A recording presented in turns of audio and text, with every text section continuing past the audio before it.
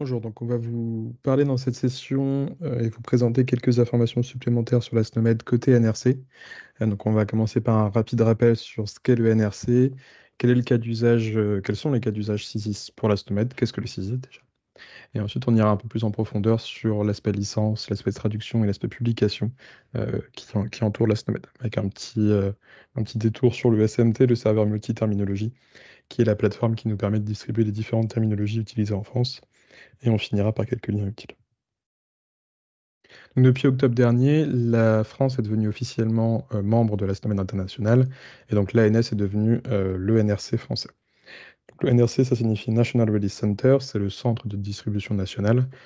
C'est un terme qui a été créé par la SNOMED internationale.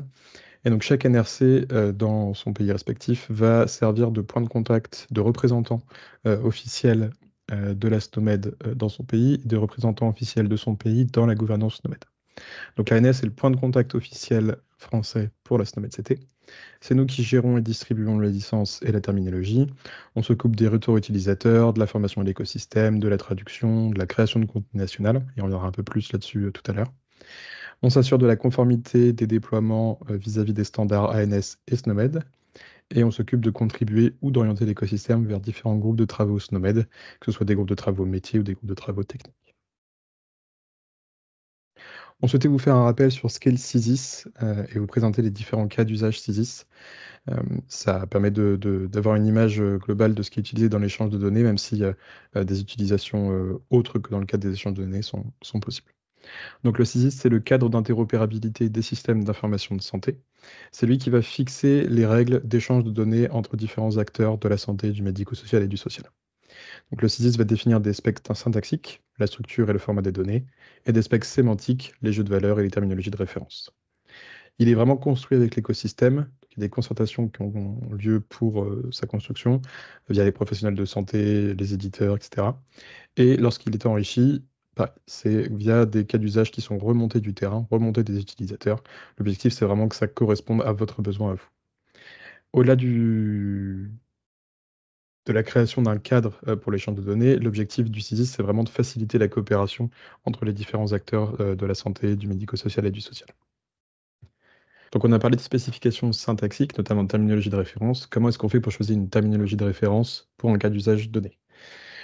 Donc s'il y a déjà une terminologie qui est en large usage, on va la conserver. L'objectif, c'est de réduire la charge de travail sur l'écosystème, de ne pas avoir des changements répétitifs à chaque nouvelle adoption d'une terminologie. Donc, si quelque chose est en place et fonctionne, on le conserve. Si jamais il n'y a rien qui est en large usage en France, on va regarder du côté des profils européens. S'il y a déjà quelque chose qui est utilisé, une constatation d'un mois a lieu pour s'assurer que le cas d'usage européen est bien en accord avec le cas d'usage français.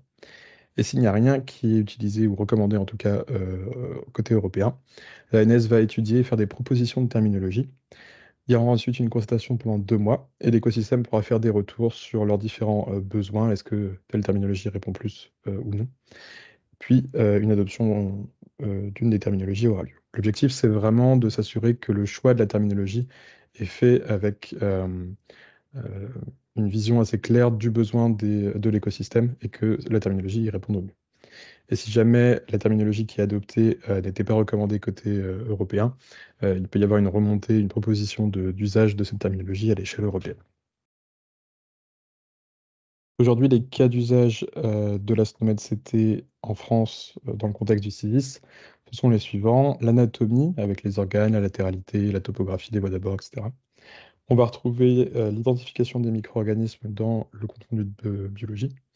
Et on va retrouver quelques jeux de valeurs sur l'ophtalmologie, les drogues, dans le cadre des dépistages, et les statuts et les états d'un patient.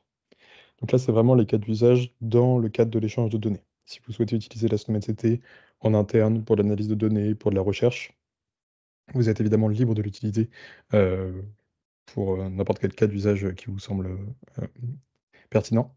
Là, ce qu'on affiche, c'est vraiment ce qui est recommandé, désigné dans le cadre de l'échange des données de santé. Si on s'intéresse maintenant à l'aspect licence, on vous a fait un schéma un peu visuel, puisque c'est toujours des questions complexes, les notions de licence, et c'est assez important d'avoir une réponse claire.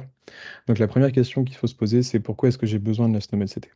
Si vous souhaitez simplement naviguer ou effectuer des recherches dans la SNOMED-CT, vous pouvez vous contenter d'accepter la licence navigateur qui s'affichera sous forme de pop-up, soit dans le navigateur de la SNOMED internationale, soit dans le navigateur du SMT, et qui vous autorisera à naviguer ou à rechercher dans la SNOMED-CT. En revanche, vous n'aurez pas le droit d'utiliser les données que vous allez voir pour les intégrer dans un logiciel qui sera commercialisé, par exemple. Mais l'ensemble de ces informations est détaillé dans la licence navigateur. Si vous souhaitez utiliser et ou implémenter la SNOMED-CT, un alignement ou un jeu de valeurs qui contient la SNOMED-CT, il faut se poser la question dans quel pays est-ce que je vais l'utiliser ou l'implémenter. Si c'est en France, il suffit de vous rendre sur le SMT et il y a une page dédiée pour demander une licence d'affiliation. Vous avez le QR code en haut à droite. Si jamais c'est hors France, alors il faudra passer par la plateforme de la SNOMED internationale, qui est la plateforme MLDS, et vous avez le QR code en bas à droite. Et si jamais vous l'utilisez en France et hors France, il faudra donc s'affilier sur les deux plateformes. Et si jamais vous souhaitez utiliser la SNOMED-CT via un logiciel qui est fourni par une entreprise du numérique en santé, ce qu'on appelle une ENS, ce qu'il faut vous demander, c'est est-ce que l'ENS va fournir des sous-licences. Si c'est le cas, vous n'avez pas besoin d'avoir de licence d'affiliation supplémentaire. Vous êtes couvert pour ce logiciel via la sous-licence de l'ENS. Si jamais l'ENS ne vous fournit pas de sous-licence, dans ce cas-là, il faudra avoir une licence d'affiliation pour pouvoir manipuler les données SNOMED-CT. Et dans ce cas-là, on retourne à la question dans quel pays, en France, hors France, SMT ou MLDS. Donc là, la licence navigateur dont on vient de parler, c'est celle-ci, en tout cas telle qu'elle est affichée dans le SMT. Vous pouvez scroller pour lire l'ensemble du texte, un petit bouton à cocher pour dire que vous avez lu et accepté les termes de la licence, et vous validez. Et donc si le cache est vidé, vous allez de nouveau avoir la licence navigateur, puisque c'est quelque chose de temporaire qui vous donne un accès temporaire à la SNOMED. Côté licence d'affiliation, si vous arrivez sur le SMT, vous allez voir un bandeau et un menu déroulant qui s'appelle Terminologie et concept. Dans ce menu déroulant, vous allez voir une entrée Gérer mon espace affilié SNOMED-CT. Et en cliquant sur ce bouton, vous allez avoir une page qui s'affiche qui ressemble à ça. Donc vous allez pouvoir indiquer votre cas d'utilisation, hospitalier, individuel, pour de la recherche, développeur, ce genre de choses. Et le texte de la licence que vous allez pouvoir scroller pour le lire. J'ai lu, j'accepte les termes de la licence. Et ensuite, vous avez un numéro d'affiliation qui est généré et qui vous est attribué. Une fois que vous avez accepté la licence d'affiliation, vous ne verrez plus la licence navigateur puisque la licence d'affiliation est plus large, elle couvre plus de choses que la licence navigateur. Donc maintenant qu'on a vu ces aspects légaux, comment est-ce que ça se traduit d'un point de vue fonctionnalité dans le SMT? Donc les fonctionnalités offertes par le SMT, là on a vraiment un focus sur la SNOMED-CT, mais elles sont assez similaires pour l'ensemble des autres terminologies. Vous pouvez naviguer et rechercher dans la SNOMED-CT sous certaines conditions, télécharger et accéder via les API à la SNOMED-CT sous certaines conditions, et gérer la licence d'affiliation, et ça on vient de le voir. Au niveau des modalités d'accès, c'est résumé dans le tableau à droite. Vous avez en haut les différentes fonctionnalités, navigation, recherche, téléchargement, API, et ensuite ce qu'on pourrait appeler les différents profils d'accès. Donc si vous êtes non connecté ou connecté au SMT, vous n'aurez accès à rien puisque la SNOMED-CT est soumise à licence. Si vous êtes non connecté ou connecté et que vous avez accepté la licence navigateur, alors vous aurez le droit de naviguer et de rechercher dans la SNOMED-CT. Mais attention, vous n'aurez pas le droit de réutiliser ces données pour les incorporer dans un logiciel qui sera commercialisé, par exemple. Si vous souhaitez avoir un usage complet de la SNOMED-CT, pouvoir la télécharger, passer par les API, alors il n'y a qu'une seule possibilité, c'est d'être connecté et d'avoir la licence d'affiliation. Et vous trouvez en haut à droite le lien vers le SMT. Maintenant qu'on a vu toute la partie fonctionnalité et accès, on va s'intéresser un peu plus au contenu, et notamment à la traduction. Donc, depuis 2 ans maintenant, l'ANS a rejoint le French Translation Collaboration Group, qu'on pourrait traduire par GPTF en français, qui est un groupe qui regroupe les différents pays membres francophones de la SNOMED-CT, la Belgique, le Canada, la France, le Luxembourg et la Suisse. L'objectif, c'est de collaborer pour créer une traduction commune en français. Donc c'est une traduction commune, mais chaque pays va piocher dedans, espèce de pot commun, et ensuite créer sa traduction nationale spécifique. Dans la dernière release d'octobre 2023, il y avait 39,3% de couverture de la SNOMED-CT, et il y a une nouvelle mise à jour qui va arriver, et on est à une couverture d'environ 50%. Donc les publications de ce qu'on appelle du français commun sont biannuelles. En revanche, elles ne sont pas accessibles de votre côté puisque la SNOMED-CT ne les publie pas officiellement. Alors, il y a un navigateur communautaire dans lequel vous pouvez la voir, mais vous ne pourrez pas récupérer les fichiers de traduction, puisque vous, ce qui va vous intéresser, c'est pas le français commun, c'est vraiment le français, ce qu'on appellerait le français de France, donc vraiment la traduction qui va se retrouver dans l'édition nationale. La traduction au sein du groupe est majoritairement manuelle. À notre connaissance, il n'y a que l'ANS qui utilise de la traduction semi-automatique. Et il y a aussi de la traduction de documentation et de cours. La Belgique a commencé à traduire les cours de formation SNOMED et nous avons commencé à traduire le guide éditorial de la SNOMED, qui est ensuite relu par l'ensemble du groupe. En termes d'avancement des traductions, si on s'intéresse un peu plus à chaque hiérarchie, 16% de la hiérarchie des structures corporelles est traduite. Il y a pas mal de travaux de la Belgique et de la France pour compléter cette hiérarchie, mais elle est assez conséquente, plus de 150 000 libellés, donc c'est assez volumineux. Et au niveau des organismes, il y a 57% de traduction, mais il y a une révision complète des micro-organismes qui a été réalisée par l'ANS et qui est en attente de publication.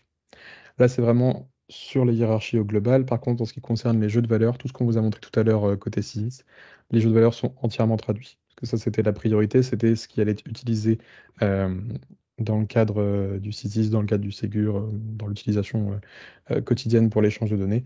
Donc la priorité, c'était vraiment de traduire les jeux de valeur. Et ensuite, le reste de la terminologie, le reste de ces hiérarchies, en termes de traduction, ce sera incrémenté petit à petit au fur et à mesure des différentes releases. En termes de publication, on voulait vous faire un rappel sur ce qu'est l'édition internationale et l'édition nationale. L'édition internationale, c'est la SNOMED CT telle que vous la connaissez, qui est disponible dans le navigateur de la SNOMED internationale, dans le navigateur du SMT. Elle est disponible en anglais et elle répond aux besoins internationaux, donc à plus d'un pays. Par exemple, si vous voulez ajouter une nouvelle structure corporelle, il y a peu de chances qu'elle soit spécifique pour seulement un pays, et donc elle sera publiée dans l'édition internationale. Cette édition internationale, elle est maintenue et mise à jour par la SNOMED internationale. Par contre, les demandes de modification passent par le NRC. Donc si vous avez une demande d'évolution de description, une demande d'évolution de concept, une création de concept à faire, vous nous l'envoyez. Nous, on étudie la demande, on s'assure que toutes les justifications sont bien là, qu'elle répond au scope de l'édition internationale, qu'elle répond au guide éditorial. Si ce n'est pas le cas, on vient vers vous et on discute pour trouver une solution. Si c'est le cas, on remonte la demande à la SNOMED internationale. Et l'édition nationale, elle va servir à publier les traductions et à publier du contenu qui répond à des besoins nationaux. Donc en termes de volumétrie, pour la création de concepts, on est sur quelque chose de beaucoup moins volumineux, puisque des concepts qui seraient spécifiques uniquement à la France, on pourrait donner par exemple des procédures administratives françaises. Et là encore, on a des terminologies qui sont adaptées pour ça. Donc il y a beaucoup moins, la plupart des concepts qui seront demandés, en fait, finiront dans l'édition internationale. Mais c'est possible d'avoir des concepts spécifiques à la France. En termes de rôle, là, tout repose sur le NRC, la maintenance, la mise à jour et les demandes de modification. Et chaque version de l'édition nationale est dépendante d'une version de l'édition internationale. Donc, lorsque vous allez télécharger l'édition nationale, vous n'aurez pas besoin de récupérer, d'aller chercher quelle version de l'édition internationale euh, est liée à cette édition nationale. Vous allez récupérer un fichier qui contient le contenu international en anglais, avec en plus les traductions et possiblement les concepts qui auront été créés. Donc on vient de le voir, l'édition nationale, c'est quelque chose qui est beaucoup plus chronophage en termes de maintenance pour le NRC. Et donc c'est pour ça que les rythmes de publication et les fonctionnalités offertes ne sont pas les mêmes dans un premier temps. Au niveau de l'édition internationale, la publication est mensuelle. Et la création de concepts, l'évolution de concepts et les évolutions de description, de libellés de termes sont possibles. Vous envoyez un mail et comme on le disait tout à l'heure, on analyse, on revient vers vous, on envoie directement vers la SNOMED. Au niveau de l'édition nationale, la publication sera annuelle. La première version sera celle de juin 2024, qui sera publiée en juin-juillet. Et pour les créations de concepts et les évolutions de concepts, elles ne seront pas prises en charge pour l'instant. On n'en a pas parlé pendant les traductions, mais la traduction française commune a commencé il y a un moment maintenant, 5-6 ans je crois. Donc il y a des traductions qui ne sont plus à jour vis-à-vis des règles, des choses qui sont très Canada ou très Belgique centrées et qui ne correspondent pas forcément à la façon dont les professionnels de santé s'expriment en France. Donc on sait qu'il y a du travail à faire sur euh, déjà l'amélioration de la couverture en termes de traduction et l'amélioration de la qualité. Il y a quelques corrections à faire. Donc on souhaite vraiment se focaliser pour l'instant sur la traduction et on gérera ensuite les concepts dans un second temps. Sachant que, comme on le disait tout à l'heure, de votre point de vue, c'est assez transparent puisque la plupart des créations de concepts qui seront demandées, en fait, finiront en édition internationale plutôt qu'en édition nationale. Pareil pour le rythme de publication, pour l'instant il est annuel, mais rien ne nous interdit dans un second temps de l'accélérer. Au niveau de l'évolution de description de libellé de termes, donc, si vous avez une demande d'évolution sur une traduction globalement, là par contre, il ne faut surtout pas hésiter à nous l'envoyer, parce que là elles seront gérées. Comme on le disait, l'objectif c'est vraiment d'assurer que la qualité de la traduction soit au rendez-vous et que la couverture augmente. Donc n'hésitez surtout pas à nous faire des demandes pour modifier des traductions.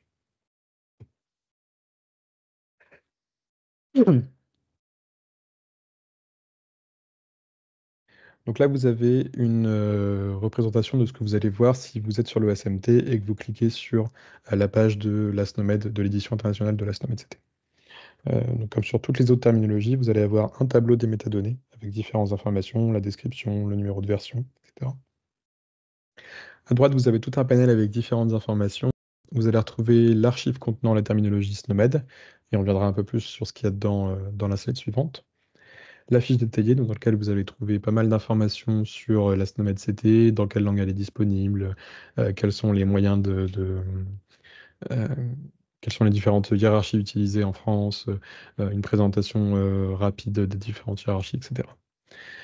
Vous avez ensuite la release note, donc là dans le cadre de la note de version, dans le cadre de l'édition internationale, c'est la note de version qui est créée par la SNOMED internationale, donc elle est en anglais, et qui vous détaille ce qui a été ajouté, inactivé, modifié dans les grandes lignes depuis la dernière version.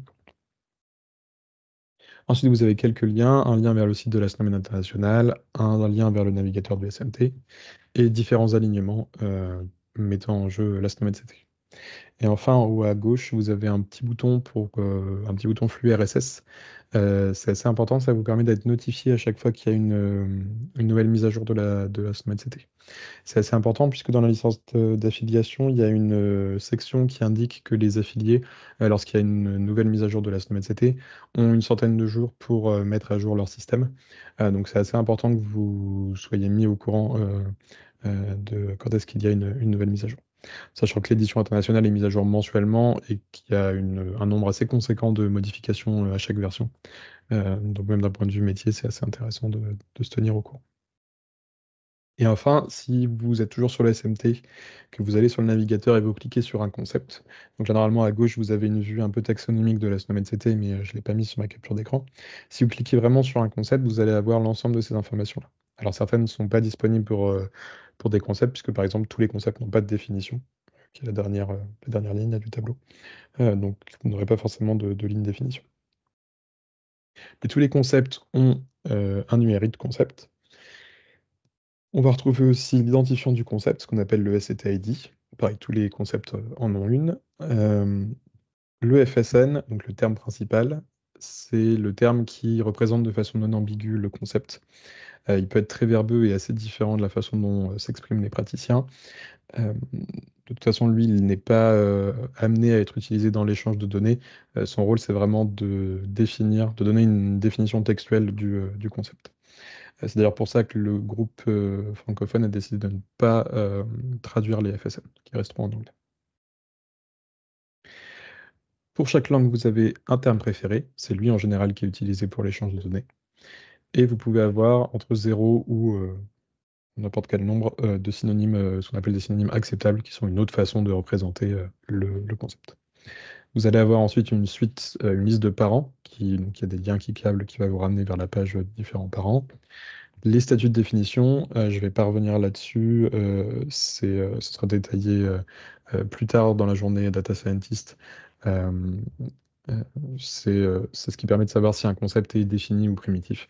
Donc c'est quelque chose qui est une notion qui est liée aux descriptions, aux définitions logiques, pardon, d'un concept. Et enfin, vous avez la définition, qui est une définition textuelle qui permet de donner un peu plus d'informations sur certains concepts. Là encore, la définition n'est pas dans le scope du groupe de traduction francophone. Euh, donc pour l'instant, il n'y a pas de définition, mais rien ne nous interdit dans un second temps, côté NRC français, d'en traduire certaines. Et on va finir par quelques liens utiles. Vous allez pouvoir retrouver une documentation sur le site du SMT dans l'onglet Assistance, avec pas mal de pages sur comment s'affilier, comment participer à la SNOMED, etc. Si vous voyez qu'il manque des informations, n'hésitez pas à nous le remonter, hein. L'objectif, c'est que cette documentation, elle vous serve. Pareil, si vous voyez des coquilles, n'hésitez pas à nous envoyer un mail. Vous avez notre mail d'ailleurs juste en bas ici, la ans-terminologie avec un s @isanté.gouv.fr. Vous avez ensuite le QR code vers la plateforme d'e-learning de la SNOMED CT, où vous allez retrouver l'ensemble des cours. Depuis que la France a adhéré, les cours sont gratuits et les certifications sont diminuées de moitié en termes de prix. En haut à droite, vous avez le QR code vers le site documentaire de la SNOMED, qui est le Confluence. Vous allez retrouver énormément d'informations. Vous avez les différentes formations, donc des rediffusions de webinaires, des formations hybrides comme celle d'aujourd'hui. Et n'hésitez pas donc à nous contacter en cas de besoin pour euh, remonter vos besoins de formation. L'objectif, c'est vraiment que ces formations vous servent. Et enfin, vous avez la page Nomade sur le site de l'ANS. Là, vous allez retrouver les différents liens qui ont été présentés aujourd'hui. Et vous allez retrouver une présentation succincte de la SNOMED et du NRC.